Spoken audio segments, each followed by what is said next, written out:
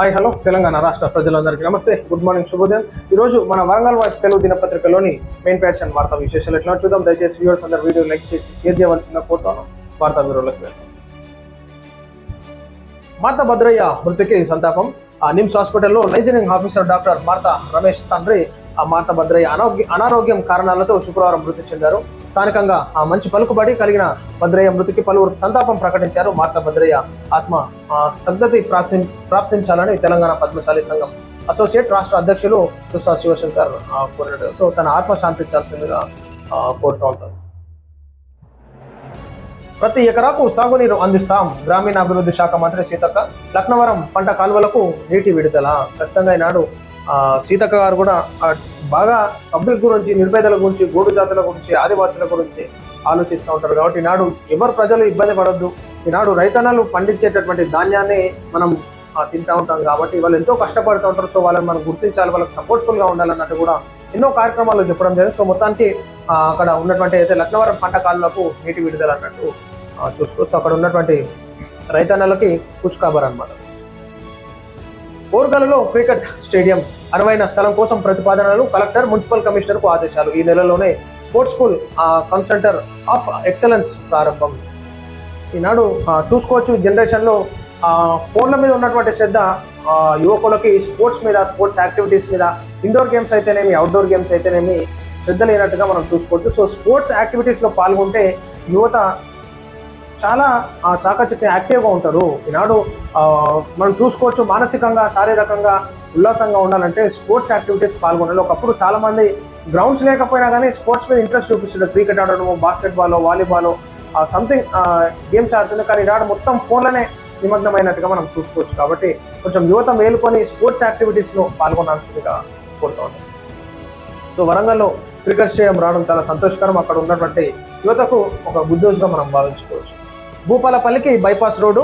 MP doctor Kadiyam Kavya సానుకూలంగా స్పందించిన కేంద్ర మంత్రి నితిన్ గడ్కరీ. ఏదైతే మొత్తం మీద భూపాలపల్లికి బైపాస్ రోడ్డు వస్తే బాగుంటుంది. ఈనాడు ట్రాఫిక్ అంతరాయం కలగకుండా పాసింగ్ అయ్యేటటువంటి వారికి ఫ్రీగా ఉంటుంది అనమాట. ఆ సిటీలో నుంచి కాకుండా వెళ్ళటం ఇబ్బందికరంగా ఉంటుంది. కాబట్టి జర్నలిస్టుపై పెట్టిన అక్రమ కేసు ఎత్తివేయాలి. ప్రభుత్వానికి TWJF డిమాండ్. కలెక్టర్కు జర్నలిస్టు నేతల విరతి. ఈనాడు జర్ర ప్రశ్నిస్తే తప్పుని ఉందని చూపిస్తే కథం దాడులు చేయడం, అరెస్ట్ చేసుడు, కేసులు పెట్టడం అనమాట. ఖచ్చితంగా దాని మీద వెనక్కి తీసుకోవాల్సిందిగా కోరుతా ఉన్నాం. మేము అక్రమ కేసులు వెనక్కి తీసుకోవాలి.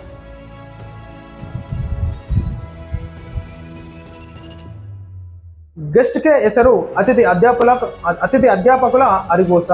6 నెలలుగా అందని వేతనాలు. ఉద్యోగ భద్రత లేక బజారున పడ్డ గెస్ట్ లెక్చర్లు. 10 ఏళ్ల శ్రమకు ఫలితం శూన్యం. ప్రభుత్వం ఆదుకోవాలంటూ వినపంగా చూడు. గెస్ట్ లెక్చరర్లకి జీతాలు లేవు 6 నెలలుగా. అంటే వాళ్ళ జీవితం ఎట్లా గడవాలి? వాళ్ళ తిండి ఏంది, తికాన ఏంది, సంసారం ఏంది, పిల్లలు ఏంది, వాళ్ళ భవిష్యత్ ఏంది? 6 నెలలుగా ఒక గెస్ట్ లెక్చరర్గా వచ్చినటువంటి వారికి ప్రభుత్వం ఏ విధంగా సహాయ సహకారాలు అందిస్తున్నది, ఏ విధంగా వేతనాలు చెల్లిస్తుందో ఒకసారి చూసుకోవాలి. ఇదా 6 నెలలుగా జీతాలు ఇస్తలేరంటే వీళ్ళు చదువుకున్నటువంటి చదువుకు మీరు ఏం విలువనిస్తున్నారో ఒకసారి అర్థం చేసుకోవాలి. ప్రభుత్వం, రాష్ట్ర ప్రభుత్వం, ముఖ్యమంత్రి గారు మీ మంత్రులకి, ఎమ్మెల్యేలకు 6 నెలలు జీతాలు ఆపురి, అధికారులకు జీతాలు ఆపురి. ఎట్లుంటుందో వ్యవస్థ చూడరు. ఈనాడు గెస్ట్ లెక్చర్గా వచ్చినటువంటి వాళ్ళు మూసుకొని ఊసుటట్టు అని చెప్పేసి మీ ఉద్దేశం కరెక్ట్ కాదు. ఖచ్చితంగా వీళ్ళకి వెంటనే వేతనాలు చెల్లించాల్సిందిగా మేము కోరుతా ఉన్నాము. తెలంగాణ రాష్ట్ర సమాజం ప్రజలారా ఇక చూడు ఇట్లుంది ముచ్చట. మనకు ఉచిత పథకాలు వస్తున్నాయి, తింటున్నాం, కూర్చుంటాం అనుకుంటున్నాం. కానీ ఫ్రీ బస్సు, ఫ్రీ కరెంట్ ఇవి మనకు కావాలి. కానీ గెస్ట్ లెక్చరర్ల ముచ్చట చూడు ఎట్లున్నాం. అందుకే ఈనాడు తెలంగాణ రాష్ట్రంలో విద్యా వ్యవస్థ ఏ విధంగా ఉందో క్షీణించిపోయింది. గ్రామీణ ప్రాంతాలలో పలుగుపారాలు పట్టుకొని కరువు పనులకు పోతున్నారు చదువులు లేక. రాష్ట్ర వ్యాప్తంగా గత 10 సంవత్సరాలుగా ప్రభుత్వ జూనియర్ కళాశాలల్లో పనిచేస్తున్న గెస్ట్ లెక్చరర్లకు ఎసరు పెడుతున్నారు.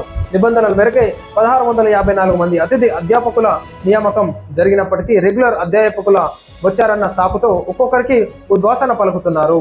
గత 10 సంవత్సరాల పాటు రెగ్యులర్ లెక్చరర్లకు మాత్రం తీసుకొని విధంగా సేవలు అందించినప్పటికీ కనికరం లేని ప్రభుత్వం కాదు పొమ్మంటుంది. ఒకవైపు చేసిన పనికి గెస్ట్ లెక్చరర్ అరిగోస పడుతున్నారు. గత విద్యా సంవత్సరంలో డిసెంబర్, జనవరి, ఫిబ్రవరి, మార్చ్ నెలలతో పాటు ప్రస్తుత విద్యా సంవత్సరం ప్రారంభమైన ఆగస్టు నెల వచ్చినా ప్రభుత్వం ఇప్పటి వరకు జీతాలు చెల్లించకపోవడం అప్పు చేసి కుటుంబ అవసరాలు తీర్చుకుంటున్నారు. గెస్ట్ ఫ్యాకల్టీలు ఉన్న ఫలంగా ఉద్యోగాలు కోల్పోవడంతో వారి కుటుంబాలు ఒక్కసారిగా రోడ్డున పడ్డాయి. ఎన్నికల సమయంలో కాంగ్రెస్ పార్టీ ఇచ్చిన హామీ మేరకు అతిథి అధ్యాపకులకు ఉద్యోగ భద్రత కల్పించడంతో పాటు ప్రతి నెల 42,000 వేతనాన్ని చెల్లించాలని డిమాండ్ చేస్తున్నారు.